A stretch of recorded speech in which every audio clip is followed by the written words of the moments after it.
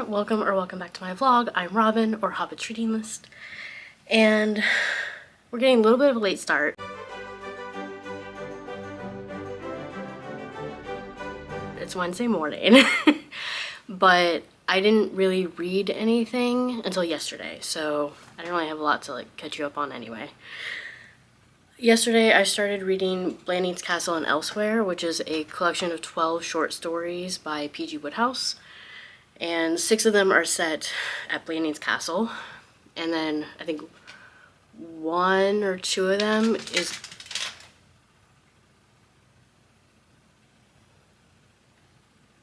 One of my cats is hunting something. I don't know what he's hunting. Okay, I'll figure that out later. And then 1 or 2 of the stories is like a Bobby Wickham story, which is like my dad's least favorite character in the whole Wodehouse universes. And I think 5 are Mr. Mulliner stories that are set in Hollywood. I think that's how it breaks down. I could be wrong about the numbers, but right now I'm still in the Blandings Castle universe. There's 6 stories. I think I'm on the last one. I think I've read 5 yesterday because I'm like at 105 pages or something, and it's only like 214 pages. So pretty good progress for yesterday. I do like the stories. My problem previously with Woodhouse's short stories, especially if it's a collection set in the same universe, like a Jeeves and Wooster short story, if I'm reading them back to back, they tend to feel very repetitive because they have the same story beats. For whatever reason, these stories don't do that.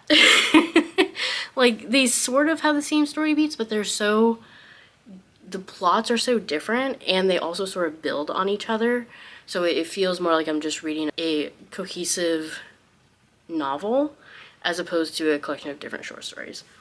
So it is nice. It's also nice that this takes place in between Something Fresh, which is the first Blandings Castle, and Leave It to Smith, which is the second Blandings Castle. So it takes place in between that. So a lot of the characters I really enjoy, like Freddie, Beach the Butler, of course, Clarence, who is the Earl of Emsworth. He's my favorite. I'm enjoying all of those characters. So very happy about that. Other than that, like I said, I hadn't really read anything till yesterday.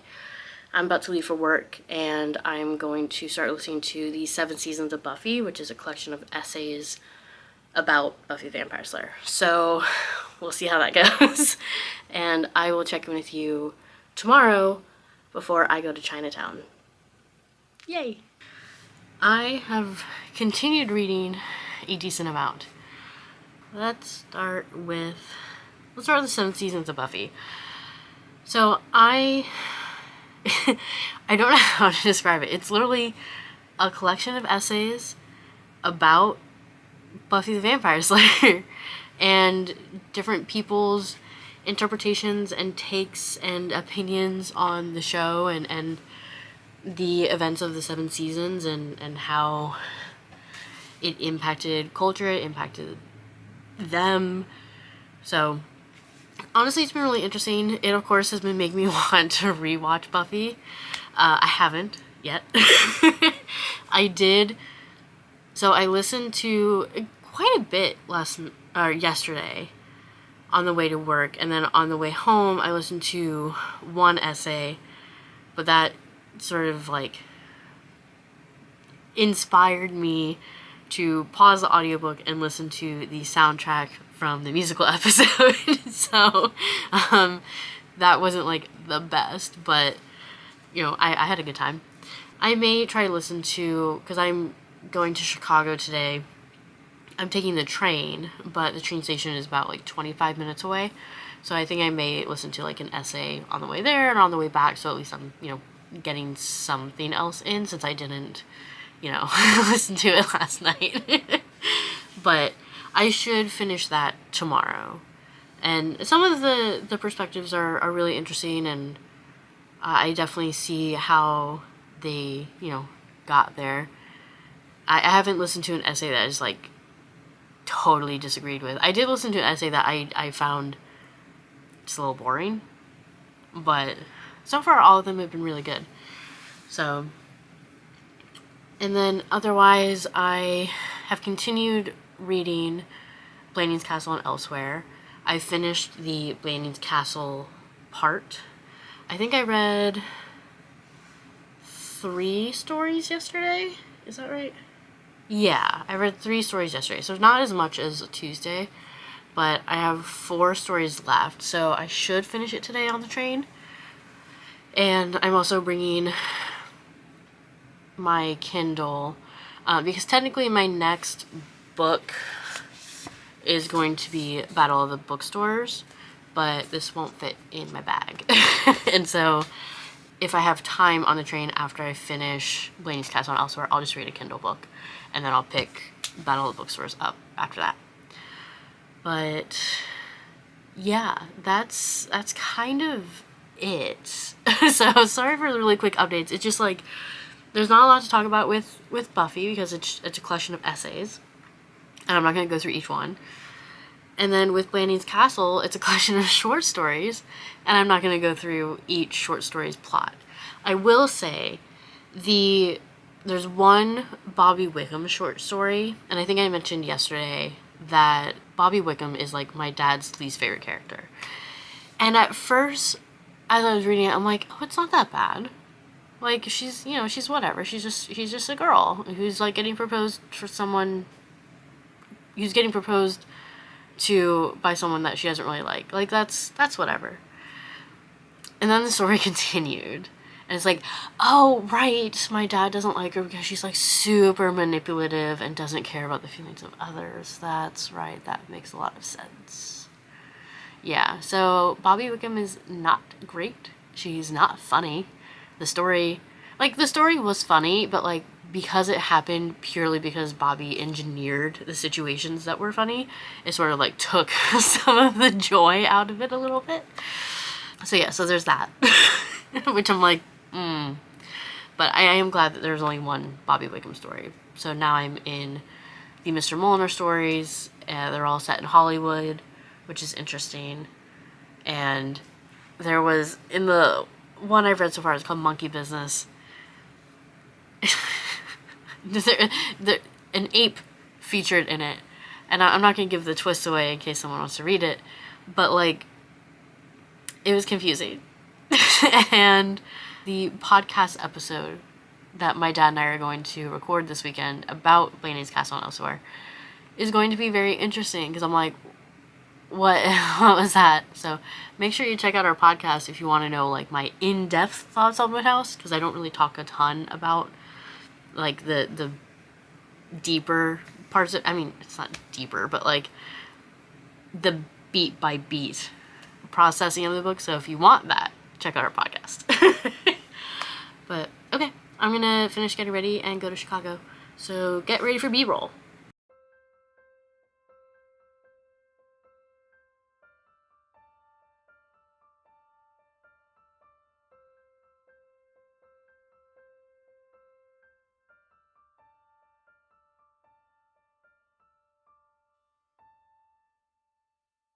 Okay, so I have to be quick because I'm, on my way to work.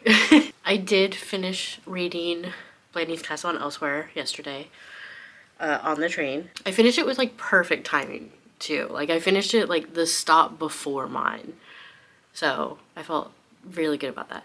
That does mean I didn't start another book, but I will start Battle of Bookstores today. For Blandings, Castle, and Elsewhere, I did, for the most part, enjoy it. If you take out the Bobby Wickham story, I probably would have been able to give this like a 4.5, maybe a 5. I may have rounded up. However, the Bobby Wickham story was a large factor in why it only got a 4-star. Because I think especially with short stories, I kind of have to take into account, like, how many of the main characters do I not like? And then, because I use the cop pile system, and so because Wodehouse, like, he doesn't really set an atmosphere, he's just like, it was an office. and that's fine, but like there's not really an atmosphere, so that also sort of detracted from it. But everything else, I scored it pretty high because I did enjoy it. I read it in 2 days, 2.5, well, 2.5 days, I'll say. So yeah, I compared to other short stories of Wodehouse that I've read, this was pretty good. So yeah, I think 4 stars is pretty accurate. If only the Bobby Wickham story wasn't there, it would have gotten higher, that's for sure. So I only listened to one essay from the 7 seasons of Buffy yesterday. So I'm going to listen more today, but I'm going to Temple tonight, so I will definitely finish it. I don't know what my next audiobook is going to be. So yeah, so we'll see. Alright, I have to go to work.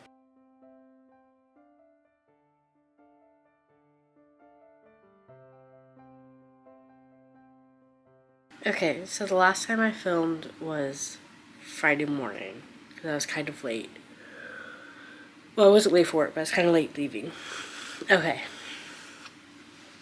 What have I read? I usually don't go a full weekend. There was just no good time to film, and I was hanging out with Chris, and every time I had the thought of like, oh, I should film a clip, I was like, Chris was either awake and doing something, so there was like background noise, or we were hanging out, or I had work meetings. It was just like, there just felt like there wasn't a good time. So anyway, I finished listening to 7 seasons of Buffy. I finished it yesterday, and it was interesting.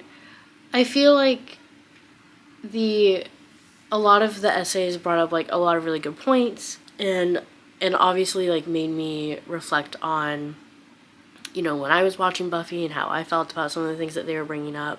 There was one essay towards the end that argued that Buffy's like ultimate relationship should be with Wesley, who started on Buffy for like a season but then went to Angel. And like the argument, I understood. The argument made sense. I get it. But I could only picture the Wesley that was in Buffy, and so it was a very funny mental image. And if you haven't seen Buffy, you should. It's an amazing show still. Obviously there are some issues with it, fat phobia being a thing. And not in that there were comments made by bullies, but for the most part it's just that everyone in Sunnydale is attractive and thin.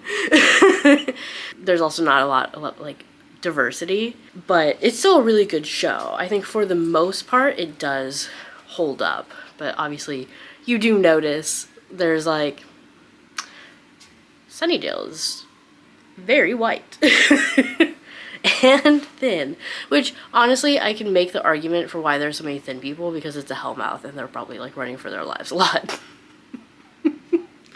Maybe that's what I should do, just pretend I live on a hellmouth. Anyway, so it was interesting. There was also an essay about how, you know, there are so many thin people, and like I think there are a couple comments made about how white it is. So anyway, it's still a good show, and it did make me think about like the reboot that is happening, or not the reboot. I think it's like literally a continuation. And so I do wonder if the continuation will be more diverse. That would be great. So yeah, so no, it was good. I did enjoy it, so I gave it 3.5 stars. It was a collection of essays, so like the enjoyment factor was not going to be super high. But I felt like that was good. I will keep it just because I've had it for so long, and especially now that I've read it. And part of me does want to rewatch Buffy. So there's that. I also started reading Battle of the Bookstores, which is about these characters, Josie and Ryan. And they each manage bookstores, manage I was gonna say slash own, but they don't own them. That's part of it.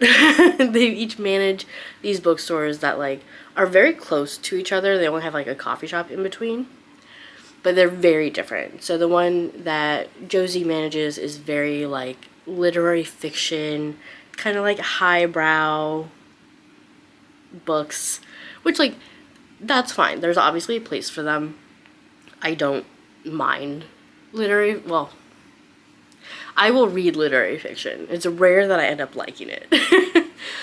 And then the store that Ryan manages is a romance bookstore, which is definitely more my speed, especially because I'm like, I want to say like 130 pages in, and they're each running events. And the events that Ryan is putting on, I'm like, those sound sick. Like, I want those events to be real. Those sound amazing. So anyway, so they manage these bookstores. They're owned by the same person who is like buying out this like street in Boston. And this person has decided that like it makes no sense for two bookstores to be on the same street. They're competing with each other, even though they have vastly different audiences. And so he's like, I'm gonna knock down the walls bordering the coffee shop and just turn it into one big coffee bookstore, which also sucks for the coffee shop because it's managed by someone who like really cares about it. Anyway, but he's like, I'm not gonna keep both of you as managers. That would be silly. So they are put into a competition where they have the summer, and whoever has the highest like profit gets to keep their job. And I'm like, that's so horrible. Not to mention, and both Josie and Ryan have had this thought, but like it's also bad for their audience because you're putting someone who doesn't know about the other person's like genre at all. And it's just like, what the?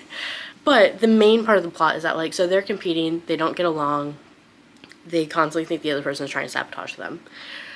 But they have this online friend that they met on a bookseller's forum that they find a lot of comfort in, they get along with really well.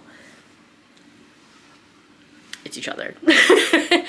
And I did have questions on my TBR video when I put this in of like, okay, how are they going to maintain it being anonymous in today's day and age? Because I just didn't think that was possible. What I like this book, I'm enjoying it, but what I like is that the author established that this bookseller's forum, one of the main rules is to be anonymous to protect the bookseller from any like so that they can be honest and not have any retribution from like publishers or authors or what have you. And so it's a big rule to be forum it's a rule to be anonymous. And even in Josie and Ryan's DMs, they maintain that. They don't know their names, they don't know what city they're in, they don't know. Even Josie has a moment where she's like, she has a really bad event and she like wants to tell Ryan, and then she's like, but then I lose the anonymity, and that feels really important to her, to the relationship. And so she decides to not tell him because it would have given away where and who she is. So I'm really enjoying it. I do think it's funny, and I don't know, I want to read more today. So I am really enjoying it. I think it's really good. And I'm glad that we had that explanation at the top of like, how is it still anonymous? Because I'm just like, but if that's the rule of the forum and then they both mutually decide in their private DMs that they're going to maintain that, okay, that makes sense. And they have not revealed anything that would give away who they are, so because we see snippets of the conversation. So yeah, that's pretty much it. But I'm gonna wrap up this vlog because it's been a week. I'm sorry this was a shorter one. I don't know, I didn't feel like I had a lot of time to film. I'm gonna try to get better because I have also like extra like other videos that aren't vlogs to film. So, but If you made it this far, thank you so much for watching. Leave me a comment, like the video, subscribe, click the notification bell, and I will talk to you next week.